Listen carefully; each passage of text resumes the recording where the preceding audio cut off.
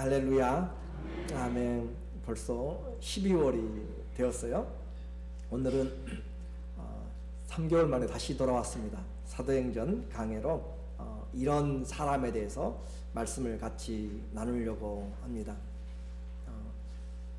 3개월 전에 9월 달에 이 본문을 할 차례였는데 마음이 계속 닫혀져서 이 말씀을 열어주지 않았어요. 그래서 기도하던 중에 주님이 욥기로 이끌어갔습니다. 그래서 고난에 관한 설교를 5번에 거쳐서 하게 하셨고, 또 한 달 동안 감사에 대한 부분을 인도하고, 지난주 기도하는 가운데 이 본문을 다시 깨닫게 하시고 또 열어주셔서 오늘 이 말씀을 전하게 되었어요. 제 마음과 뜻대로 하는 것이 아니고 하나님께서 우리에게 주신 줄로 믿습니다. 세상 사람들도 인사가 만사다라고 그렇게 이야기해요. 사람이 중요하다라고 하는 거죠. 그렇죠? 그래서 한 사람이라도 살리기 위해서 그렇게 우리가 최선을 다하는 거죠. 같은 죄를 지어도 판사가 누구냐에 따라서 그 죄의 형량이 달라집니다. 그렇죠? 같은 조건이라도 인터뷰를 누가 하느냐에 따라서 비자가 나오고 안 나오고 하는 것이죠. 또 암 환자라도 의사가 누구냐, 수술하는 사람 주치의가 누구냐에 따라서 그 사람의 치료와 결과가 분명히 달라질 수가 있습니다. 사람이 참 중요합니다. 멀리 가지 말고 우리의 가족은 어떻습니까? 어떤 부모냐에 따라서 자녀들의 삶이 분명히 달라질 수가 있습니다. 또 교회도 마찬가지입니다. 어떤 목회자를 만나느냐에 따라서 신앙생활과 인생이 달라질 수가 있습니다.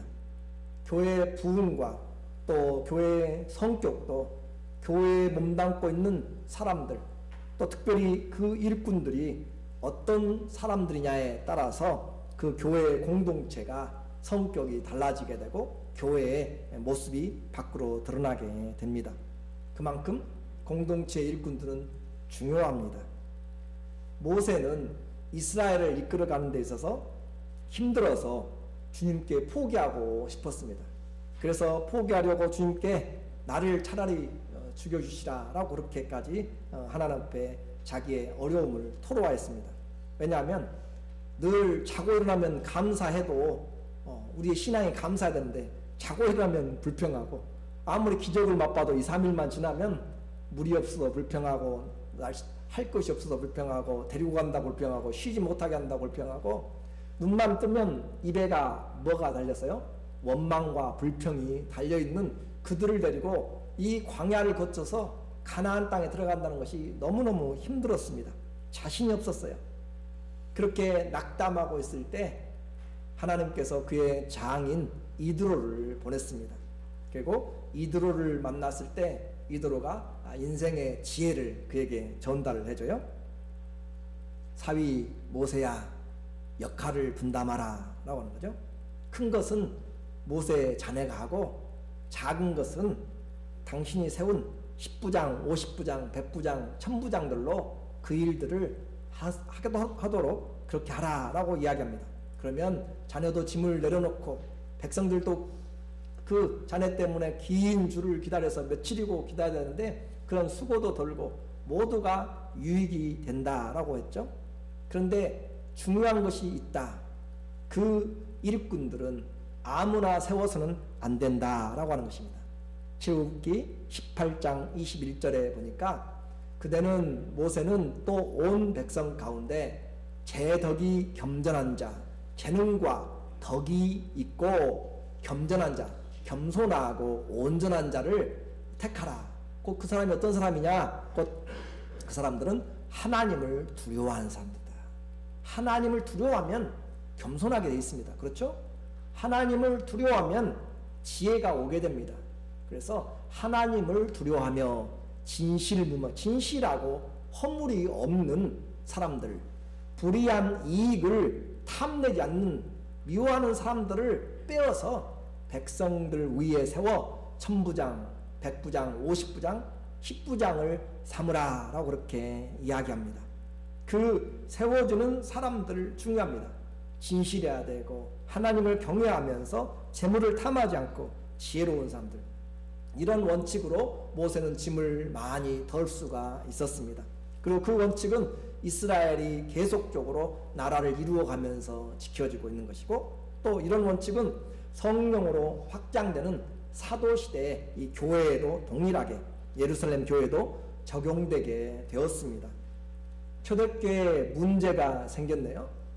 그들은 하나님의 말씀을 전하기 시작했을 때 성령이 임하여서 하나님의 오순절 성령으로 말씀을 증거하기 시작했을 때 많은 사람들이 놀랬고 미쳤다라고 이야기하고 세술에 치였다고 했습니다.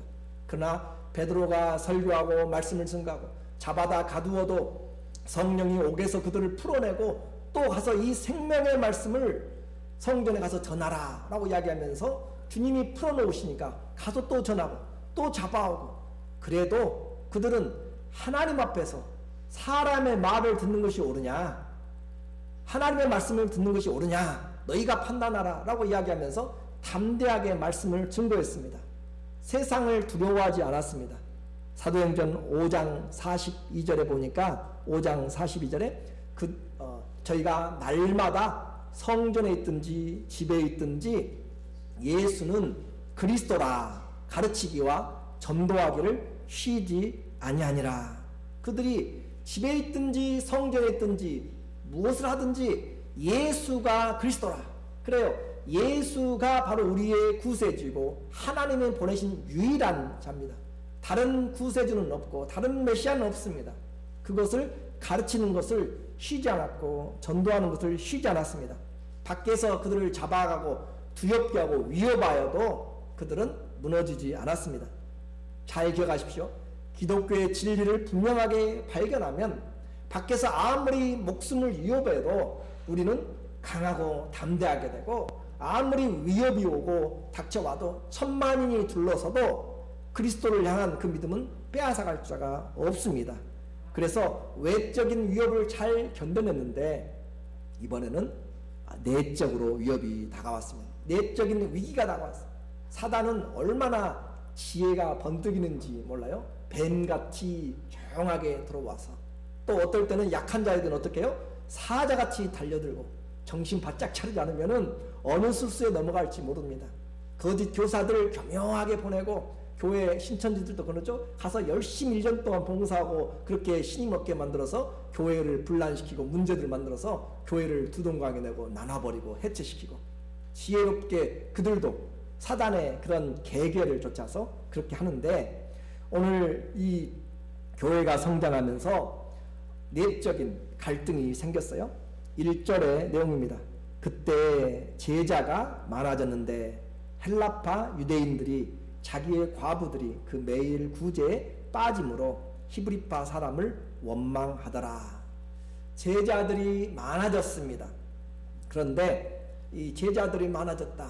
교회가 점점 많아졌죠. 그리고 이 제자들이 많아졌다라고 하는 것을 우리는 먼저 초점을 좀 가져야 되겠어요.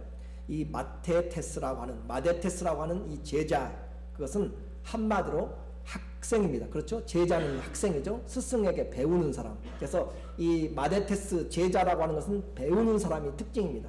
배우는 자가 제자요. 학생입니다. 그러므로 그 제자가 많아졌다.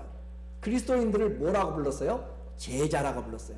그러면 저와 여러분이 예수님 믿으면 우리를 뭐로 부르죠? 제자라고 부르는 것은 성경적입니다. 제자는 뭐하는 사람이에요? 배우는 사람입니다. 여러분 신앙생활 잘 배우고 있습니까? 배우고 있어요? 배우는 것이 제자입니다. 제자가 많아졌어요. 그런데 그 가운데 헬라 지역의 디아스포라, 흩어져 있던 사람들이 돌아왔습니다. 그래서 헬라 지역으로 흩어졌다가 그리스 지역으로 흩어져서 그리스어를 쓰는 사람들이 이제 나이가 들고 그러니까 성경 가까이에 와서 살겠다라고 생각하는 그런 마음으로 성경 가까이 예루살렘으로 와서 살게 되었고, 또 그 지역은 예루살렘이니까 히브리어 또는 아람어를 쓰는 유대인들과 함께 예루살렘 교회 수천 많은 사람들이 함께 섬기는데, 문제가 어디서 생겼는가? 밥 먹는 것 때문에 생겼어요. 식탁의 섬김, 매일 섬김에 이 밥 먹는 것 때문에 매일 구제에 빠지게 되므로 일이 생기게 되었죠. 그래서 인생 말기에 성경 근처에 살기 위해서 예루살렘으로 이주해 온 그런 헬라파 디아스포라 흩어졌다가 다시 돌아온 사람들은 남편들이 죽어가면서 생활의 능력을, 생계를 위협을 당하게 됐고 상실하게 된 거죠. 그들은 유대 가족에게 소속되지 않기 때문에 구제에 아마 제외되는 것들이 있었던 것 같습니다. 그래서 원망이 생겼다라고 했어요. 교회 안에 원망은요, 믿음을 떨어뜨려요. 교회 안에 원망이 생기면 그 원망은 점점 서운함으로 바꿔지게 되고, 그 서운하고 원망들이 함께 사람들을 찾아냅니다. 그래서 나와 똑같은 그런 불평, 시기와 원망 있는 사람들과 함께 파벌을 만들게 됨으로써 마음에 맞는 사람들과 함께 교회를 대적하게 되는 것으로 나타나게 돼요. 그러니까 성경은 원망하라고 하는 말은 그리스도인들에게는 해본 적이 없습니다. 오히려 감사하고 항상 감사하라고 이야기하지, 범사에 감사라고 이야기하지, 원망과 시기와 그렇게 하는 것들은 내가 하는 순간 내가 사단에게 속하였다라고 생각하면 여러분의 신앙생활이 훨씬 편해집니다. 그리고 믿음이 생길 수 있습니다. 그렇게 해서 오늘 그들이 원망하는 것들이 생겼는데 해결을 이제 찾게 되는 것이죠. 사도들이 함께 모였습니다. 그리고 기도하면서 또 제자들, 배우는 사람들이라고 했죠. 제자들을 함께 불렀습니다. 그리고 함께 이 문제를 나누었어요. 교회에 문제가 생기면 함께 제자들과 함께 또 사도들이 함께 모여서, 리더들이 모여서 그 일들을 해결해 나가는 것이죠. 사도들의 본연의 임무가 있습니다. 그 임무는 말씀과 기도를 전하는 것이기 때문에 놓을 수가 없었어요. 그렇다고 해서 이 매일 식탁의 구제에 빠지는 이 과부들의 문제를 그대로 둘 수도 없습니다. 둘 다 중요해요. 그렇기 때문에 우리는 원칙을 이제 잘 봐야 됩니다. 교회 사역의 원리를 오늘 잘 배워야 되는 거죠. 사도들의 임무가 있고 교회 직분자들의 임무가 있다라고 하는 거죠. 곧 주어진 직분마다 우선순위가 있게 되는 것이죠. 그 일을 위해서 부름받았기 때문에 그렇습니다. 그래서 사도들은 주님의 말씀을 섬기기 위해서 우선순위가 정해졌고 그 일을 위해서 기름 부음을 받았습니다.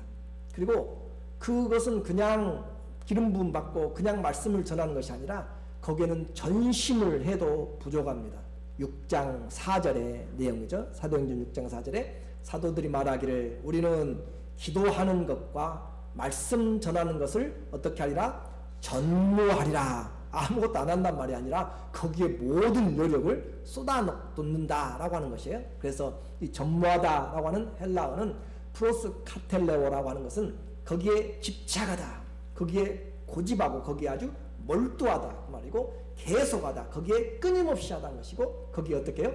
헌신하다, 커밋하고 데디케이트하고 그렇게 거기에 아주 몰두하는 것을 바로 하나님의 말씀 전하는 것과 기도하는 것에 사역자가 전무하도록 하는 것이 하나님이 기름 부으신 이유다라고 하는 거죠. 그런데 사단이 그것들을 못하게 하면 다른 것들로 분주하게 만들어요. 기도하지 못하게 시간을 빼앗고 말씀 연구하지 못하도록 여러 가지 일들로 분주하게 만들면 성공한 것입니다. 그러므로 우리는 잘 보아야 돼요. 내게 주어진 직분의 우선순위가 무엇인지를 잘 보아야 되는 것이죠.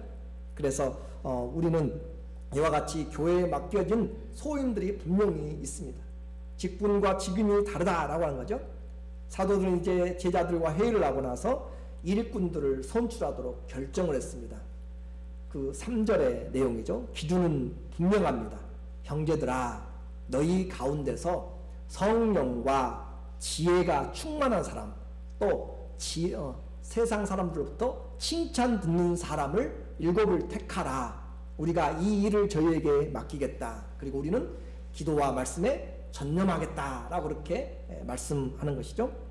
그렇게 해서 그들은 모세가 일꾼들을 뽑아낸 것처럼 교회의 제자들 중에서 그 중에서 너희 가운데서 뽑아내는데 성령이 충만하고 지혜가 충만하고 칭찬 듣는 자다라고 그렇게 이야기했어요. 먼저 일꾼들은 성령이 충만해야 됩니다. 자신의 욕심에 충만한 사람들, 자신의 명예욕에 충만한 사람들, 자기의 의로움에 충만한 사람들은 일꾼이 되어서는 안 되는 것이죠.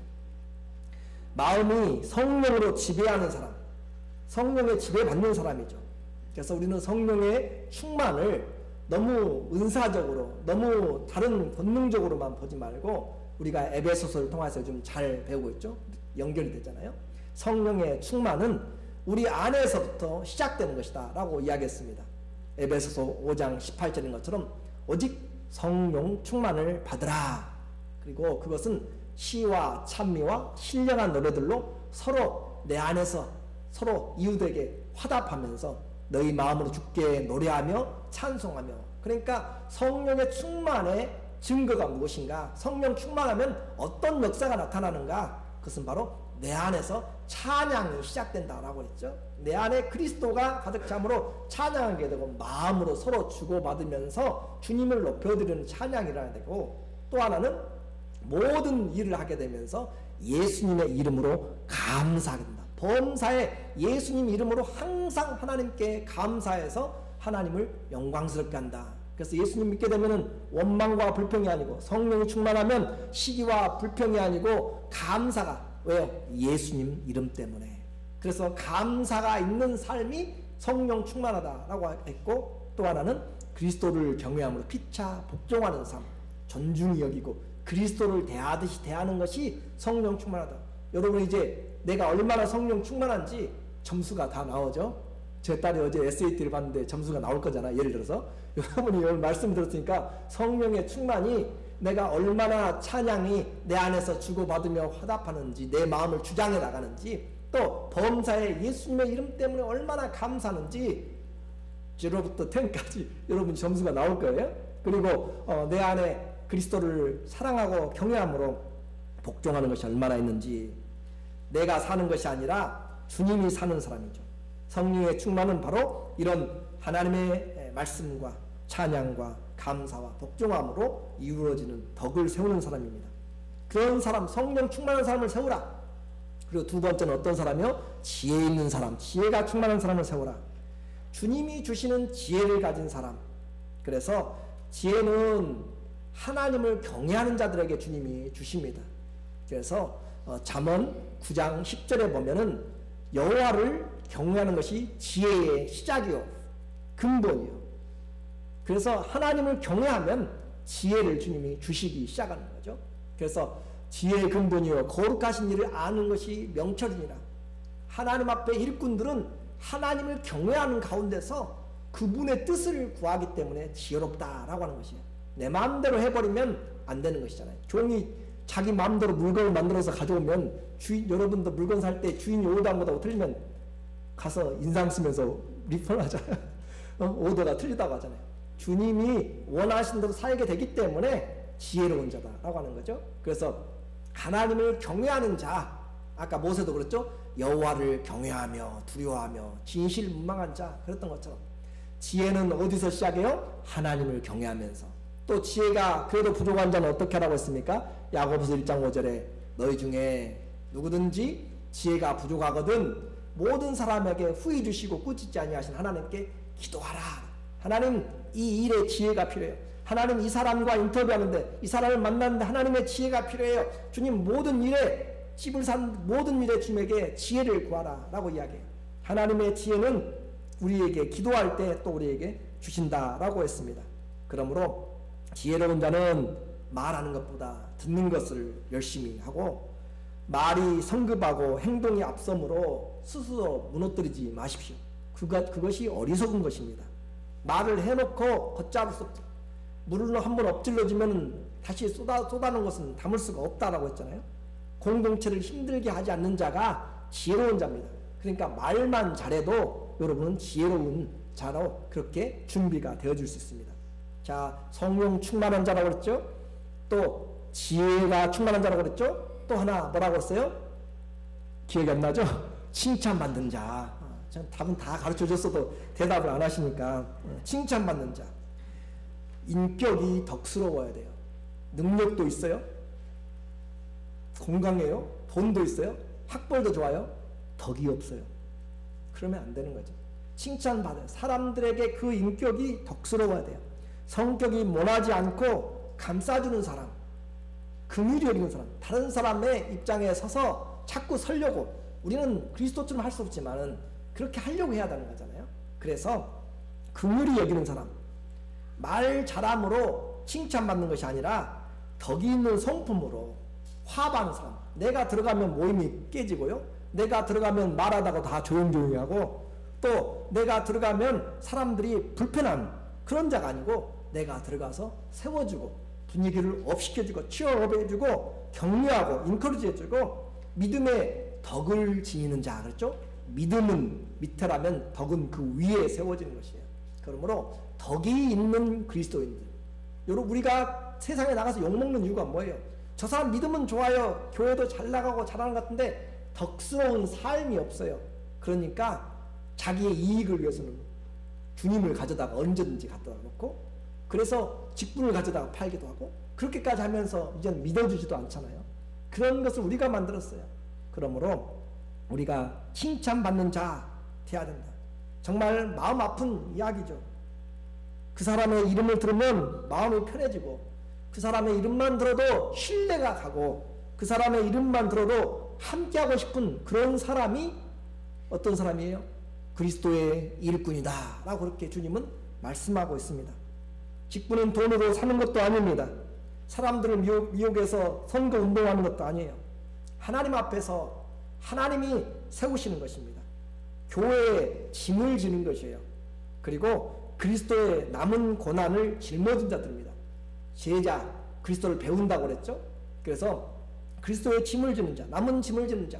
골로새서 1장 24절에 내가 이제 너희를 위하여 받는 괴로움을 기뻐하고, 사도 바울은 교회를 위해서 받는 괴로움 받으면서 기뻐하는 사람 사도 바울밖에 없을 것 같아요. 그렇죠? 괴로운데 기쁨이 있어요. 왜요? 주님의 일이니까. 그것을 깨닫지 못하면 교회 일을 못합니다. 원망과 불평이 나오잖아요. 그냥 막. 그렇죠? 그래서 교회 일에 괴로워요, 힘들어요. 그런데 그 자신이 얼마나 고생했는지 우리는 고린도후서 11장을 여러분이 들었잖아요. 일주일에 파선한 배에서, 또 2주간 동안 파선한 배에서 강도의 위협과 동족의 위협과 강의 위협과 또 헐벗고 굶주림과 40대에 감한 매를 5번씩 맞고 태장으로 맞고, 그런데 그런 것은 아무것도 아니라고 했잖아요. 교회를 위하여서 염려하는 것이 내가 가장 크다라고 하는 것. 그리스도 때문에 여러분이 마음에 그런 고민이 있고 그렇다면 기쁨입니다. 감사합니다. 그것이 믿음입니다. 그래서 교회의 일꾼된 자리는 자기를 드러내는 자리가 아니라 짐을 지는 자리라고 했어요. 그 기뻐하고 그리스도의 어떤 고난이요? 남은 고난을 그의 몸된 교회를 위해서 내 육체에 채우노라. 여러분의 몸에 지금 살아가면서 예수님 때문에 짊어진 그런 고난이 없다면 그것을 우리는 그냥 왔다 갔다 하는 사람들이에요. 내가 어떻게 하면 오늘도 뭘 얻을까? 내가 어떻게 하면 뭐 좀 챙겨볼까? 라고 하는 그런 것으로 자기를 위한, 그래서 교회의 일꾼의 자리는 쉬운 자리예요? 쉬운 자리예요? 어려운 자리예요? 어려운 자리예요.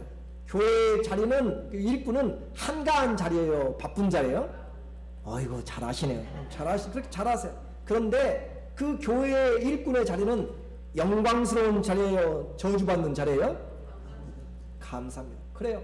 그 교회의 일꾼, 주님 바울이 그랬잖아요. 내가 너희를 위하여 받는 괴로움을 기뻐하고, 그리스도의 남은 고난을 위하여, 그의 몸된 교회를 위하여서 내 육체, 예수님의 고난을 내 육체에 채운다고 생각하세요. 여러분 십자가 질 때 따라갔어요? 여러분 십자가 질 때 같이 경험했어요? 안 했잖아요. 예수님이 고난을 완전히 다 이루어서 구원을 이루어냈습니다. 더 이상 구원을 위해서 남은 고난은 없어요. 모든 구원은 예수님의 십자가에서 다 완성할 거예요. It is finished. 다 됐어요. 그런데 교회들을 살리고 섬기기 위한 주님이 돌보신 그것을 지금 그 일들을 우리에게 맡기셨다라고 하는 것이에요. 그러므로 그 그리스도의 고난에 내가 어떻게 동참하는가? 교회를 섬기면서 그리스도의 고난에 내가 동참하는 영광. 예수의 고난 없이 예수님의 영광이 없습니다. 그렇죠? 예수 그리스도와 함께 죽었은즉 그리스도 예수와 함께 다시 살리라 라고 하신 것이 주의 믿음입니다. 그러므로 오늘 교회의 일꾼됨은 하나님 앞에서 귀하고 복된 것이죠. 좋은 며느리가 집에 들어오면 집안이 망해요? 흥해요? 흥하죠. 그렇죠. 좋은 일꾼들이 세워지면 교회가 빛이 납니다. 그런 좋은 일꾼 어디가 있어요? 밖에서 다 사올까요? 그렇게 할 수가 없잖아요. 일꾼은 태어나는 것이 아니라 만들어져 갑니다. 제자라고 그랬죠?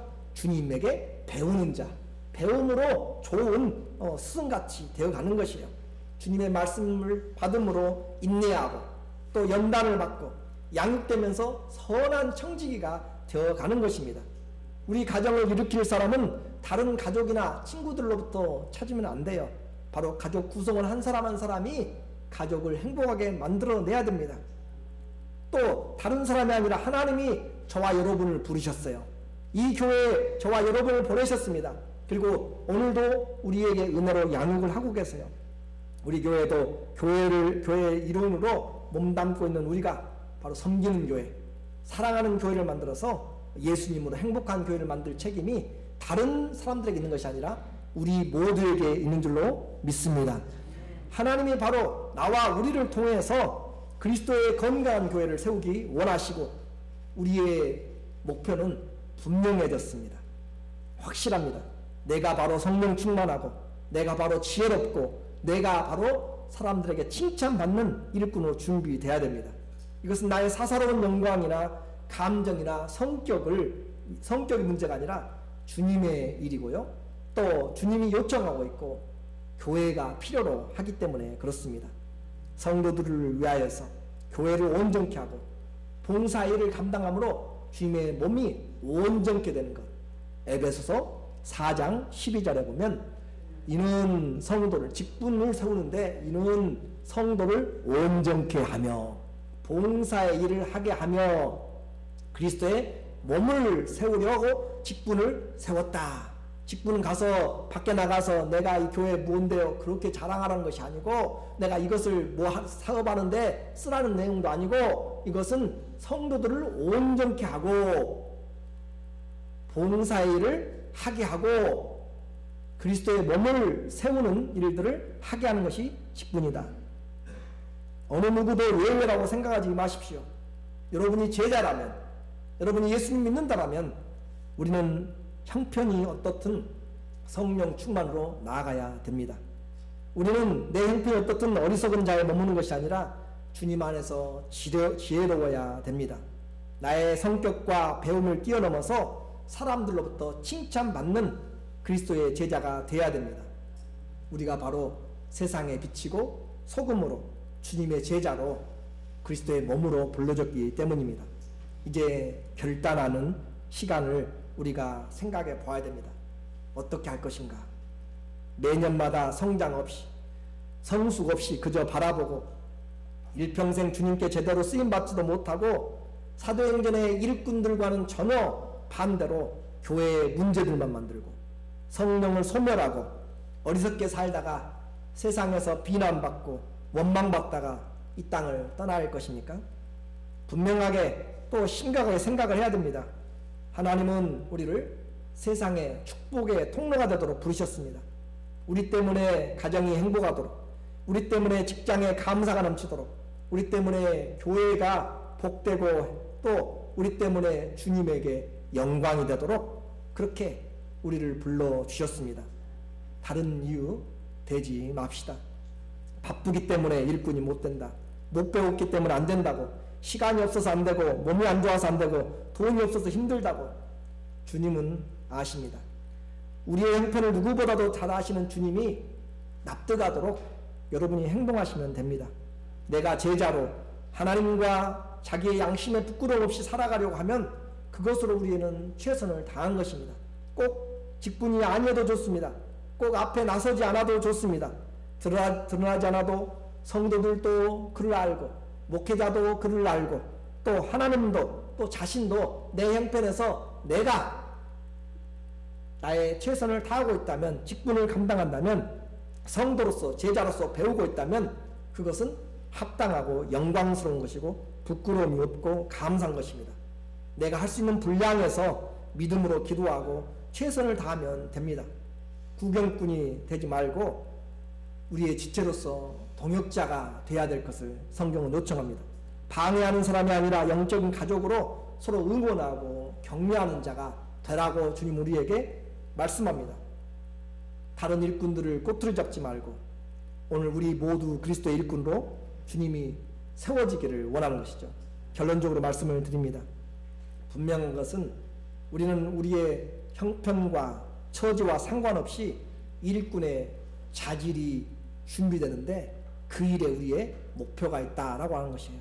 새벽에 못 나와도 또 몸이 안 좋아 육체적으로 섬길 수 없어도 또 헌금을 제대로 낼 형편이 안 돼도 모두가 우리에게 주어진 목적은 뭔가 자기를 그리스도의 선한 일꾼으로 준비시키는 일은 여러분 스스로를 제자로 믿는다면 여러분 스스로가 배워나가는 일에 여러분이 해야 될 것은 분명합니다. 책임이 있습니다. 성령 충만 주님의 명령입니다. 인생은 주님을 알기 때문에 지혜롭게 살아야 됩니다. 그리고 세상을 향해서 성도는 빛과 소금으로 칭찬받는 인격을 드러내야 되고 신앙을 드러내야 됩니다. 다시 말씀드립니다. 이것은 돈으로 건강으로 학위로 하는 것이 아니라 주님을 믿는 자는 그분의 성령으로 충만하고 말씀으로 지혜롭고 그리스도의 성품으로 칭찬받는 것입니다. 먹고 사는 것, 또 오래 사는 건강 문제, 또 돈 때문에 울지 마시고 교회에 제대로 된 일꾼이 되지 못하는 것으로 밤을 새우고 금식하고 애통해보지 않겠습니까? 변하지 않는 나의 옛사람과 그 죄 때문에 나의 성품 때문에 피 흘리기까지 하나님 앞에 서보도록 그렇게 하는 것이 예수님을 닮아가는 자고 제자입니다. 오늘 우리 교회 오늘 말씀을 듣는 성도들은 내 직분이 무엇이든지 내 신앙이 1년이든지 몇십 년이든지 내가 살아갈 날이 얼마나 남았든지 목적은 분명합니다. 우리는 예수 그리스도의 제자이고 그들을 서신서에서는 성도라 부르고 그들을 11장에 가면은 그리스도인이라 부릅니다. 예수 닮아가는 사람들이죠. 오늘 나는 교회의 지체입니다. 나는 교회의 일꾼입니다. 그리고 주님을 믿는다면 성령 충만해야 되고 지혜로워야 되고 칭찬받는 성도 한 사람 한 사람이 되어야 됩니다. 이 일을 위해서 기도하시기 원합니다. 이 일을 위해서 눈물 쏟기 원하고 이것이 나의 축복이요 이것이 교회의 은혜고 주님의 영광인 줄로 믿습니다. 주님 나를 주의 일꾼으로 삼아주시고 이런 일꾼 되게 준비시켜 주세요. 주님 나를 사용하여 주세요. 허다한 제사장들이 복종했다라고 이야기합니다. 그리고 이제 우리는 이 모든 결과가 사도들이 하나님의 말씀에 집중하고 또 성도들이 사랑과 섬김으로 행동해서 일치할 때 7절 하반절에 하나님 말씀이 점점 왕성하여지는 것이고 예루살렘의 제자의 수가 더 심히 많아지는 것이고 허다한 제사장의 무리가 이 도에 복종합니다. 맡은 바 직분을 성실하게 감당할 때 하나님이 교회를 복되게 하시고 축복하실 줄로 믿습니다. 내 속사람은 얼마나 성령 충만한가? 나는 범사에 얼마나 지혜로운가? 나의 인격은 얼마나 칭찬받는가? 기도하겠습니다.